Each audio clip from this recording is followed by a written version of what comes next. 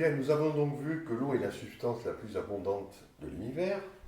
C'est aussi la substance la plus cohésive dans l'univers. Bon, enfin, donc, on ne va pas s'étonner que la vie, qui est quand même quelque chose d'extraordinaire, va ne se priver de cette molécule, de cette substance. Alors, on a fait donc tout un programme que vous pouvez revoir si ça vous intéresse sur les propriétés de l'eau solide, liquide, vapeur. En fait, c'est surtout l'eau liquide à une atmosphère dont on a parlé, parce que la glace et la vapeur, c'est pas tellement intéressant pour faire la vie. Maintenant, il y a des propriétés qui sont spécifiques de l'eau morphogénique, c'est-à-dire qui ne sont pas les propriétés qu'on a vues tout à l'heure, il faut rajouter des propriétés. Donc la première propriété, qui est de loin la plus importante, c'est ce qu'on appelle l'activité de l'eau. Alors, pour définir ce paramètre, j'en ai déjà un petit peu parlé quand on a regardé les propriétés de l'eau, c'était l'activité de l'eau, je vous ai dit, c'est ce qui permet de savoir quand une molécule d'eau va passer d'un compartiment à un autre sous l'effet de différence de concentration, parce qu'on a dissous, par exemple, du sel dans l'eau, et que quand on a un compartiment salé et un compartiment d'eau pure, eh bien, l'eau pure a tendance spontanément à aller vers le compartiment salé. Pourquoi ? Parce que l'activité de l'eau dans le compartiment salé est plus basse que l'activité de l'eau dans le comportement, là où il y a l'eau pure. D'où ce mouvement spontané d'eau depuis le compartiment d'eau pure vers le compartiment d'eau salée. Ce mouvement spontané, comme toujours, correspond à une augmentation d'entropie, puisque, je le rappelle, c'est l'entropie qui est la variable la plus importante dans toute la physique et la chimie. Toutes les évolutions de la matière sont pilotées par l'entropie et non pas par l'énergie qui, comme on l'a vu, se conserve tout le temps. Alors, donc on va prendre comme référence l'eau pure qu'on va placer à une certaine température. Alors, quand vous prenez l'eau pure et que vous la placez à une certaine température, ce qui va se passer, c'est qu'il va y avoir des molécules d'eau qui vont avoir tendance à s'évaporer. Elles vont quitter le liquide. Et si vous mettez ça dans une enceinte close, c'est-à-dire que les molécules d'eau ne peuvent pas s'échapper, au bout d'un certain temps, vous allez obtenir un état d'équilibre. C'est-à-dire qu'il y a autant de molécules qui vont sortir de l'eau liquide que de molécules du gaz qui vont rentrer dans le liquide. On a ce qu'on appelle un état stationnaire. Ce qui fait que si vous mettez un manomètre, vous allez mesurer une certaine pression. C'est ce qu'on appelle la pression de vapeur saturante. Alors cette pression de vapeur saturante, elle est ici, elle vaut donc 31,7 hectopascales. Alors vous voyez, c'est assez faible, lorsqu'on est à 25 degrés. Lorsqu'on va atteindre la température de 100 degrés, en fait, cette pression de vapeur saturante va devenir égale à la pression atmosphérique. C'est comme ça qu'on passe à l'ébullition, qui, elle, est de, comme vous le savez, à peu près 1000 hectopascales. Donc, tant qu'on est à basse température, on a une pression qui est inférieure. Donc ça va être notre pression de référence pour une température donnée. Ensuite, on va refaire la même expérience, mais au lieu de mettre de l'eau pure, on va mettre de l'eau morphogénique. Alors ça peut être une pomme, ça peut être du sable mouillé, ça peut être de l'eau salée, peu importe, toute matière qui contient de l'eau. Il va y avoir aussi des molécules qui vont rentrer et sortir. Donc on attend l'équilibre, et ce qu'on va faire, c'est mesurer une pression, de nouveau. La pression d'équilibre entre la vapeur d'eau qui est là et l'eau qui est morphogénique à l'intérieur de la substance. Alors évidemment, comme ici l'eau interagit avec une substance qui n'est pas l'eau, la pression est toujours plus faible. C'est-à-dire qu'on va mesurer une pression toujours inférieure à la pression qu'on aurait s'il n'avait que de l'eau. Eh bien, ce rapport de deux pressions est un nombre sans dimension qui s'appelle l'activité de l'eau. Plus il est bas, plus l'eau a du mal à sortir de la matière qu'elle hydrate. Et lorsque ce coefficient d'activité, cette activité tend vers 1, eh bien on sait qu'on a de l'eau pure. C'est-à-dire l'eau en interaction avec de l'eau et avec rien d'autre. Donc c'est un coefficient paramètre qui est compris entre 0 et 1. Alors ça c'est très commode, parce que quand quelque chose est compris entre 0 et 1 et n'a pas de dimension, on peut prendre le logarithme. Et ce logarithme, pourquoi on va le prendre ? Tout simplement parce que vous avez cette relation. C'est-à-dire que si vous prenez le volume molaire de l'eau et que vous multipliez par une pression, vous obtenez le produit de la température par la constante des gaz parfaits qui a la valeur ici, que multiplier le logarithme népérien de cette activité d'eau. Vous voyez ce qui se passe si je fais que l'activité d'eau est égale à 1. Eh bien log de 1 ça fait 0. Donc ce terme est nul, c'est-à-dire qu'il n'y a pas de pression.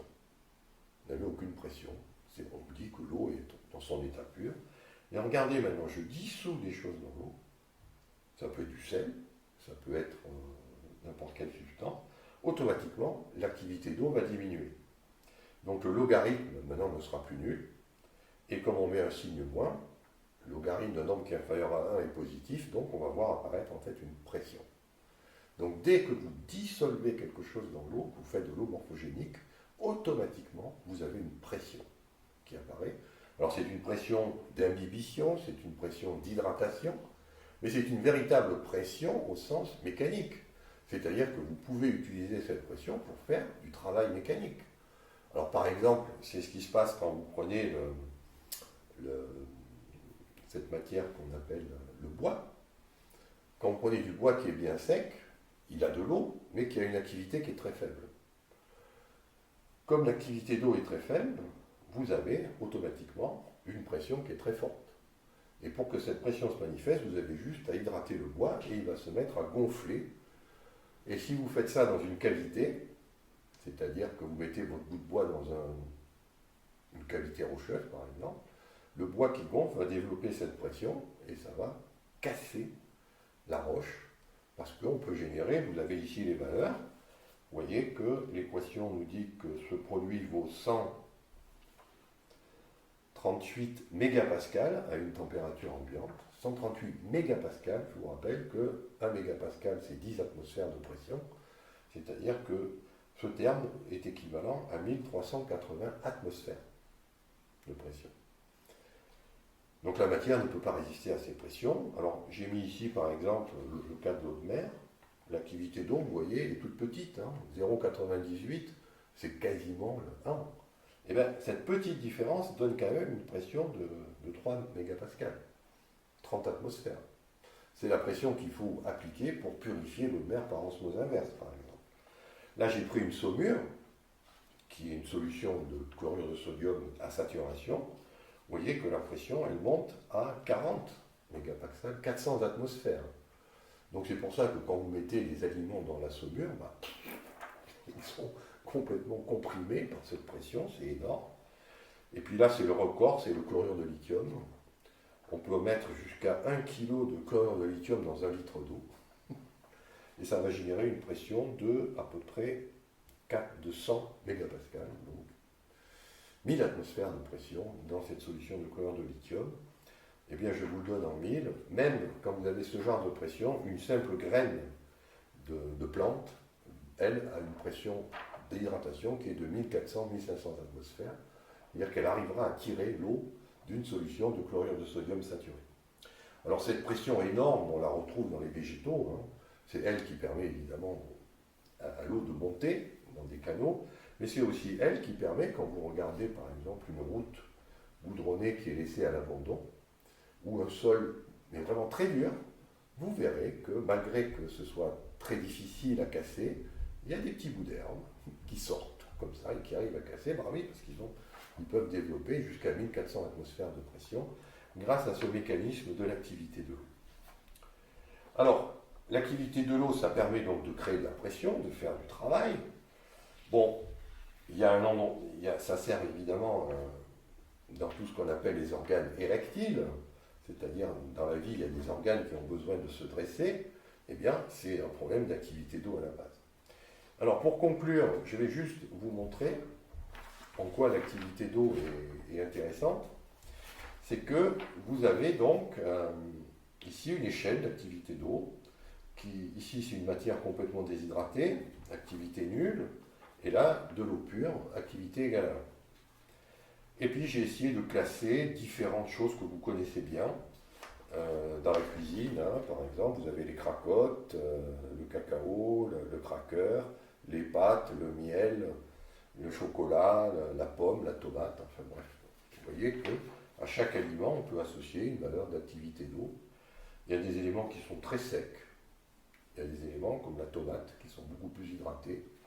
Une tomate, par exemple, ça a une activité d'eau qui est proche de 1, c'est quasiment de l'eau liquide. Alors qu'un cracker, ça a une activité d'eau qui est à 0,1. C'est quelque chose qui absorbe l'eau très facilement. Et en dessous, je vous ai mis donc les domaines pour les espèces vivantes. Par exemple, entre 0 et 0,6, rien ne peut vivre. Et ça, on voit bien ici qu'il faut de l'eau pour que la vie s'exprime, parce que si vous mettez un milieu qui a une activité d'eau qui est compris entre 0 et 0,6, vous n'aurez strictement aucune vie. Même pas une vie bactérienne, même pas une levure, rien ne peut vivre dans ces conditions. Dès qu'on attaque 0,6, les premiers organismes qui sont capables de survivre sont les moisissures, les champignons. Après, à 0,7, donc, on a les levures qui commencent à pouvoir se développer. Alors c'est pour ça que quand vous voulez faire du pain, vous prenez de la farine, bien sûr, qui a une activité d'eau qui est très faible, et pour que ça puisse se proliférer, il faut mettre de l'eau et de la farine, sinon il n'y a pas la multiplication cellulaire. Ensuite, on arrive à 0,8, donc là, 0,8, 0,9, ce sont les levures, donc ici ce sont des levures qui peuvent vivre dans des environnements très salins, et ici ce sont des levures qui vivent normalement, telles qu'on les fait pour faire le pain par exemple. Et puis alors 0,9 c'est une valeur très importante parce que c'est là où les bactéries peuvent commencer à proliférer. Donc prolifération bactérienne, donc c'est là où l'aliment devient dangereux si jamais vous le consommez. D'où la règle d'or, tant qu'on est en dessous de 0,6, vous pouvez laisser l'aliment à l'air libre, vous pouvez le garder des années, il ne pourrira jamais. Dès que vous êtes au-dessus de 0,6, il peut y avoir de la moisissure. Après, à partir de 0,9, c'est là où on impose en général le frigo, parce qu'il faut ralentir, s'il y a des bactéries, elles vont proliférer, et il faut mettre au frigo pour ralentir au maximum la prolifération bactérienne. Alors, ça veut dire aussi qu'en dessous de 0,9, il n'y a aucun risque. Si vous avez un aliment qui est à 0,9 d'activité d'eau, vous n'avez aucun risque d'infection bactérienne. Par contre, oui, ça pourra quand même moisir ou développer des levures, mais il n'y aura pas de bactéries pathogènes qui peuvent se développer. Donc voilà, vous voyez un paramètre, l'activité d'eau, qui est typique de l'eau morphogénique, puisqu'il faut de l'eau et autre chose. Et comme ça, on peut donner, il ne suffit pas d'avoir de l'eau pour avoir de la vie, il faut avoir une activité d'eau qui est au moins égale à 0,6. Donc l'eau, la vie démarre à partir de 0,6 lorsqu'on utilise ce paramètre. Voilà donc pour cette vidéo.